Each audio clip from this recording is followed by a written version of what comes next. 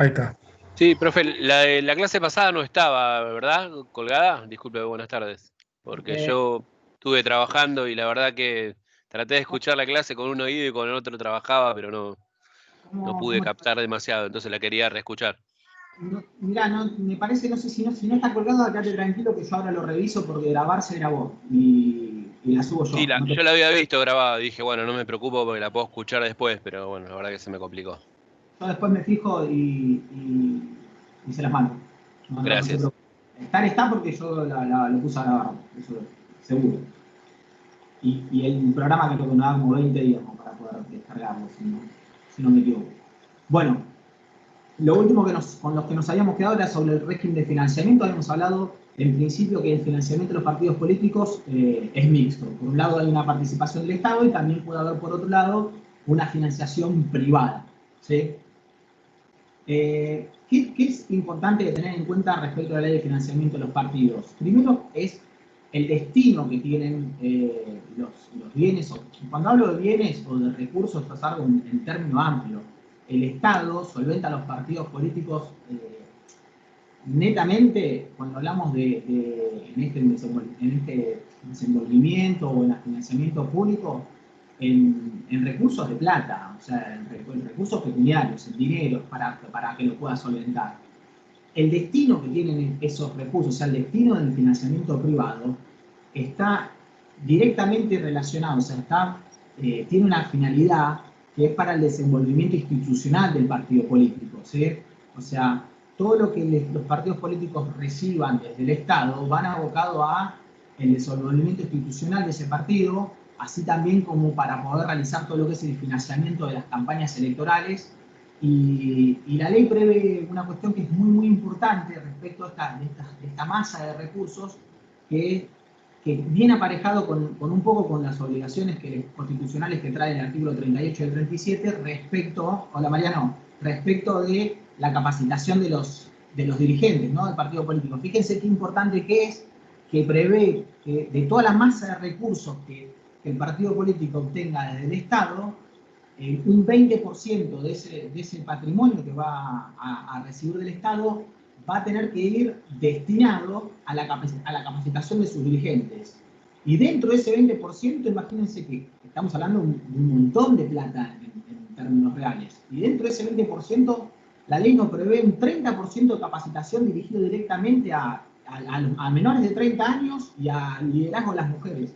Entonces acá hay un poco de un reflejo directo del cumplimiento del artículo 37. ¿Recuerdan cuando veíamos sobre acciones positivas? Bueno, acá hay una cuestión muy clara respecto de la ley, como le delimita a los partidos políticos a la hora de poder ejecutar esos recursos que tienen, cómo va dirigido a la capacitación de los dirigentes, esencialmente para poder tener dirigentes capacitados, valga la redundancia, y al liderazgo de las mujeres, ¿no? Lo que creo que es interesante ver también de la ley es que respecto a las cuestiones que tienen que ver con el financiamiento público, hay un fondo partidario permanente, que era, como decía la compañera, entendido como un fondo que es una masa de recursos en donde el Estado va desde esa masa de recursos a distribuir entre los partidos políticos. Para que se den una idea, el fondo partidario permanente se compone por los recursos que están fijados en el presupuesto anual, por aquellas multas que pueda tener que puedan aplicar la ley por una manera de imposición por el incumplimiento de la ley, si un partido político incumple con una ley, o si tiene una sanción más severa, como le ha dicho la compañera, en el cual trae aparejado también una sanción pecuniaria. Todos esos bienes van a ir a parar al fondo partidario permanente, así como, por ejemplo, si uno quiere hacer una donación, un legado al fondo, lo puede hacer. No se da, creo que nunca el caso, pero van a parar a ese fondo partidario permanente, conjuntamente también con aquellos fondos que los partidos políticos no hayan ejecutado. Otro caso que lo veo bastante difícil, pero puede darse el caso de que se le haya atribuido una partida presupuestaria a un partido político para el financiamiento de una campaña y supongamos que le dieron 1.000 pesos y gastó 900. Bueno, nosotros 100 tienen que devolverse. ¿Recuerdan cuando yo les explicaba en la clase anterior respecto de los estados contables y presentar las rendiciones de cuenta? Bueno, en el caso de que haya un remanente, eso también va para el fondo partidario permanente. Y lo importante del instituto del fondo partidario permanente es cómo es la distribución de esos fondos. Fíjense que los fondos de distribución se dan en un 20% en partes iguales entre los partidos políticos y un 80% en forma proporcional. ¿Sí? En forma proporcional a la cantidad, a la representación, si quieren, que hayan tenido respecto de las últimas elecciones como diputados. O sea, acorde a la cantidad de votos que hayan obtenido en diputados, ¿sí? En las últimas elecciones, va a ser una proporción sobre ese 80%. O sea, un 20% en partes iguales, el otro 80% de manera proporcional. A su vez, hay los años de campaña electoral, los años que son electorales, la ley de presupuesto prevé una partida especial que sigue estos mismos parámetros, de un porcentaje que se distribuye de manera igualitaria y un porcentaje que se distribuye de manera proporcional. La realidad es que no me importa, lo mismo que digo siempre, en términos de porcentaje. En el caso de las partidas extraordinarias es de un 30 de manera igualitaria y un 70 de manera proporcional. Pero sí tener una idea de que hay un porcentaje que es para todos por igual y un porcentaje que no es para todos por igual. Otra cuestión que tiene bastante importancia respecto del fondo del financiamiento público es que cuando hablamos de financiamiento público no implica nada más que de recursos materiales, o sea, de dinero. También se dan otras cuestiones que es, por ejemplo, el espacio audiovisual que el Estado debe brindar o debe garantizar a los partidos políticos. ¿Para qué? Para que puedan cumplir con los derechos y garantías que tienen en el 38. Por ejemplo, para difundir las ideas, los partidos políticos en época de campaña van a tener la posibilidad de expresarlo mediante los medios de comunicación. Si ustedes se fijan, la ley les va a prever, la ley de medios de comunicación, les va a prever respecto de las franjas horarias que tienen que tener los partidos políticos y que el Estado debe garantizar que los canales, las radios, inclusive también Internet, los medios de comunicación televisivos y también radiales y por medio de Internet, tengan pautas, o sea, tengan espacios dedicados a que los partidos políticos puedan expresar sus ideas. Esos espacios son los que nosotros comúnmente en época de campaña vemos como los spots. Que dicho sea de paso, el spot no es algo que lo financie el Estado, sino que los spots es financiado por los propios recursos del partido político. Si quieren, está financiado indirectamente, porque los recursos que obtiene el partido político pueden ser por parte del Estado o por parte de privados. Pero bueno, ahí se van a dar cuenta también por qué hay spot quizás con mucho mejor desarrollo audiovisual que otros, y porque lógicamente hay partidos que cuentan con mucho más presupuesto que otros, ¿no? Si ven en las últimas elecciones, hubo spot hasta con Playmobil que se hacían, y bueno, es buscar generar un efecto. La ley también prevé que respecto a la distribución de la pauta, o sea, la distribución, no de la pauta, sino la distribución de estos espacios, también se hacen siguiendo los mismos parámetros. Por una parte un 50% en partes iguales y otro 50% de manera proporcional. Son términos que se maneja la ley para, si quieren buscar una equidad entre los partidos políticos, a mi entender bastante endeble, porque aquellos partidos políticos que menos recursos tienen y tienen hasta menos espacio y menos recursos reciben. Pero bueno, es una cuestión que también se analiza y se puede haber un contraargumento de decir, bueno, quien tiene más representación en los habitantes, bueno, lógicamente pueda llegar a tener más pauta o más dinero porque tiene más personas a quien tiene que llegar. Esos yo creo aspectos fundamentales del régimen de financiamiento público. Y por el otro lado, un poco habíamos adelantado en la clase anterior de régimen de financiamiento privado respecto de los limitantes que pueden tener las personas a la hora de hacer un aporte. El financiamiento privado está realizado básicamente por personas privadas, o sea, el principal aporte van a ser los afiliados que tenga ese partido político, y puede darse el caso de que una persona que no está afiliada al partido político pueda hacer un aporte pecuniario. Y lo importante que nos va a llamar la atención, o que vamos a analizar de la ley, es que, sobre todo con el financiamiento privado, una última modificación, si no recuerdo mal, fue en el 2019, donde se fijaron diferentes pautas. Primero, la idea de que haya una trazabilidad entre el aporte en que hace un privado a cómo llega al partido político, con cuentas denunciadas en el banco, con control de la Justicia Nacional Electoral. con claridad a la hora de determinar quién es el que hace el aporte y quién no hace el aporte. O sea, quién es el sujeto que hizo un determinado aporte.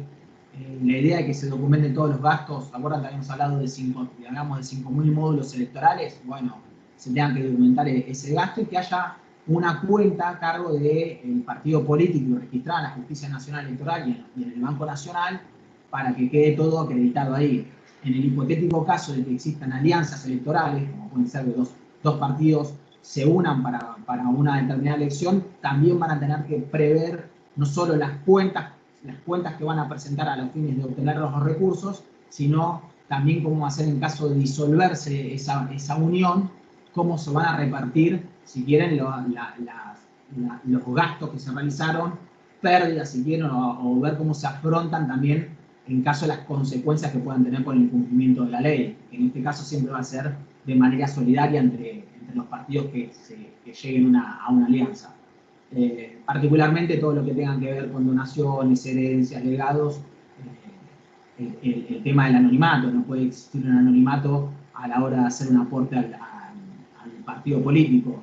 Y una reforma importante también es que una prohibición expresa a la ley de aquellas concesiones de servicios públicos, o sea, y aquellas empresas que contratan a los servicios de obras públicas que tampoco puedan realizar aportes a los partidos políticos. O sea, yo presto un servicio, soy una empresa contratada por una concesionaria de servicios públicos, no sé, a mí AISA me contrata porque yo hago cañerías para la empresa, yo como una empresa privada no puedo aportar, esto ante la ley no lo preveía, cualquier empresa que tenía contratos o vínculos con concesionarias de obra pública, sí tenía la posibilidad de hacer aportes. Entonces, bueno, creo que se buscó un poco limitar eso y si quieren, en algunos casos, poder identificar la trazabilidad de cada uno de esos aportes.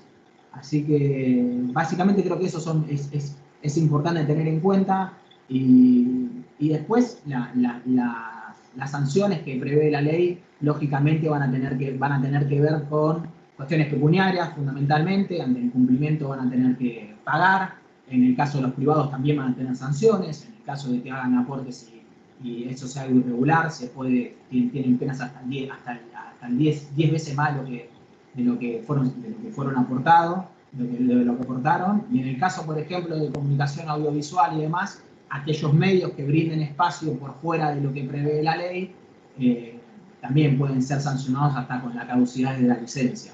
Ojo que una cosa es mantener el espacio que prevé la ley para que puedan publicar sus ideas, y otra cosa muy diferente es que se puedan generar debates en determinados programas donde no se está dando el espacio a los fines de que un partido pueda tener más llegada, sino que lo que se buscaría es la pluralidad, si no se denunciaría.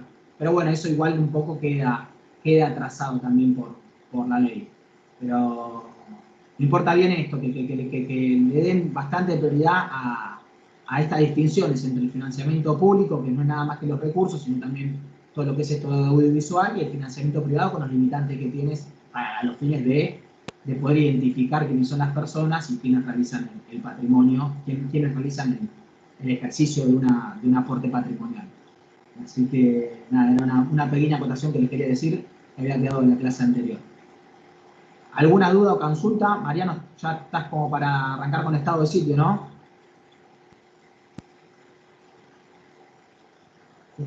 No te veo más, te dejo así. Chicos, ¿alguna consulta respecto de esto? No, todo bien. Bien. Lo último, para no quede en el tintero, y para que sean una idea, cuando hablamos de financiamiento de los partidos políticos, una cuestión esencial en el financiamiento de parte del Estado, para que se den una idea, es el aporte pecuniario del Estado de garantizar que cada partido político tenga las boletas necesarias para poder llevar a la elección, ¿sí? Esto trae consecuencias, ¿sí? Hablamos de papel, imprenta, que lleguen y que esas boletas, imagínense que la ley prevé 2,5 boletas por cada uno de los empadronados. O sea, sobre el total del padrón, el Estado debe garantizar 2,5 boletas a cada partido político por cada empadronado.